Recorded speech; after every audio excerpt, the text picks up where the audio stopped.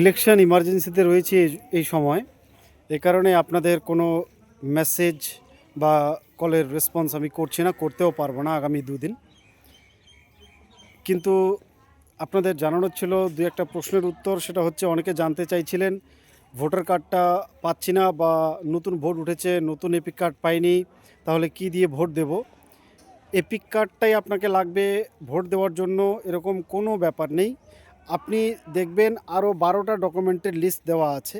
ওই 12টা ডকুমেন্টের মধ্যে আপনার আধার কার্ড আছে, ড্রাইভিং লাইসেন্স আছে, আপনার জব কার্ড যে আছে সেটা আছে, প্যান কার্ড আছে, আপনার যে পিপিও, যারা চাকরি থেকে রিটায়ার্ড তাদের যে পিপিও আছে সেটা আছে, পোস্ট অফিস বা ব্যাংকের যে ফটো লাগানো বই সেটা আছে, এর মধ্যে আরও আছে। আপনারা একটু দরকার পড়ে বিএলওর সঙ্গে যোগাযোগ করে লিস্টটা ওনার কাছ থেকে নিয়ে নেবেন। টোটাল 12টা ডকুমেন্ট রয়েছে, তার মধ্যে আধার কার্ড, প্যান কার্ড, আপনার খাদ্যসাথী কার্ড, এগুলো তো আপনার বাড়িতেই রয়েছে।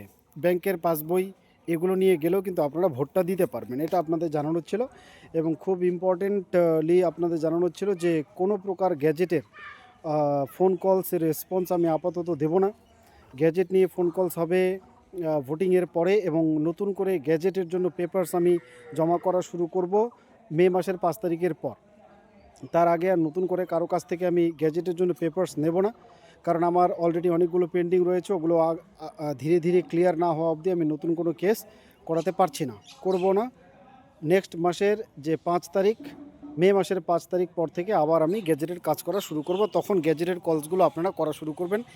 এই বর্তমান সময়ে ইলেকশন ইমার্জেন্সিতেও রয়েছি, তো খুব বেশি প্রশ্নের উত্তরও দিতে পারবো না, প্রথম কথা। এবং দ্বিতীয়ত, গ্যাজেট সংক্রান্ত কোনো প্রশ্নেরই আমি উত্তর দিতে পারবো না আপাতত। তো এগুলো আপনাদের এগুলো হচ্ছে জানানোর ছিল। এছাড়াও যদি আরও ইম্পর্টেন্ট কিছু আমার মনে হয় যে আপনাদের জানানো দরকার, তাহলে আমি জানাবো। আপনারা চ্যানেলটাকে এই জন্য ফলো করতে পারেন। শুধু এই জিনিসটা অনেকেই আমার কাছ থেকে জানতে চেয়েছিল যে যদি এপিক কার্ডটা না থাকে তাহলে ভোট কি দিয়ে দেবে। এই জন্য এই আর্জেন্ট মেসেজটা সবার জন্য আমি দিয়ে দিলাম। ধন্যবাদ।